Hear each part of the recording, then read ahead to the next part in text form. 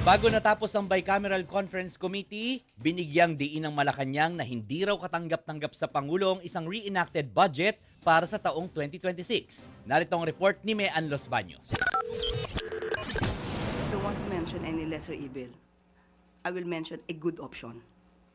Ang good option, araling mabuti, hindi pa po tapos ang Disyembre. Walang puwang ang lesser evil na 2026 national budget ayon sa Malacanang. Kaya naman dikdikan ang pagbusisi ng pondo sa Bicameral Conference Committee meeting ng Senado at Kamara.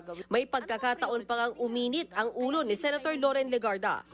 Hindi naman trabaho ng senador, ng chairman ng finance, sagutin ang ahensya, bakit wala sa NEP? Yun na yung tanong namin, bakit nga wala sa NEP? Mag-isip-isip sila, matuto sila gumawa ng budget nila. Habang tinatalakay kasi ang budget ng Department of Transportation, kinwestiyon ng ilang mambabatas kung bakit walang pondo para sa Mindanao Railway System.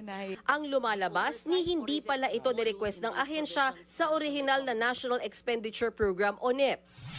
Bakit tayo mag-iisip ngayon, ba't wala sa NEP? Thank you for the lecture, Yeah. Senator Loren. I'm not lecturing.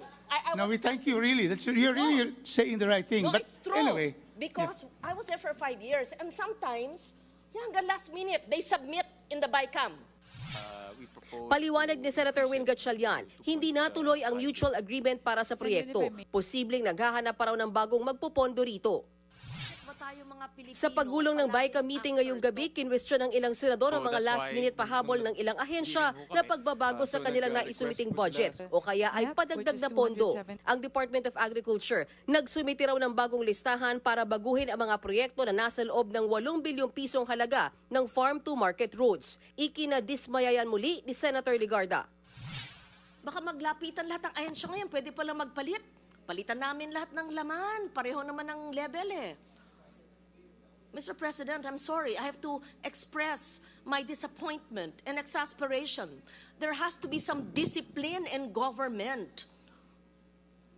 Di ba sa eskwela tayo, pinag-aral tayo, finish or not finish, pass your paper. How can we be a good example to people kung sa BICAM na nagpapalit? Samantala, sa gitna naman ng init ng diskusyon, sinabi ni ACT Teachers Party List Representative Antonio Tino na may 17.9 billion pesos daw na Senate Pork Battle Fund sa 2026 budget. Pero bumuelta dyan si Senate President Pro Tempore Ping Lacson. Isa nag-research. Unang-una, yung realignment ginawa papunta sa mga subsistence allowance ng uniform personnel. Yung sa MTPF, yun yung napunta sa subsistence allowance. So walang force, mag-aral siya ng budget para niya sabihin. So either ignorante si Senator Ping or nagmamaang-maangan sa ginawa ng Senado na kinaltas yung budget na para dapat sa government employees para ilagay sa LGU pork ng mga senador. Kaya dapat hands off, huwag galawin yung budget na para sa government employees. No to pork. As of 8 p.m., nasa 20 ahensya na ang may aprobadong pondo sa BICAM. Mga kapatid, ako po si Ruth Cabal. Dito tayo sa totoo, dito tayo sa True FM. Mag-follow at mag-subscribe din po kayo sa aming social media accounts at True Network PH. Diyan po yan sa aming X na dating Twitter, sa FB, sa Instagram, sa YouTube, sa TikTok at sa mga podcast. At syempre, tutok din po kayo sa Signal True TV Channel 19.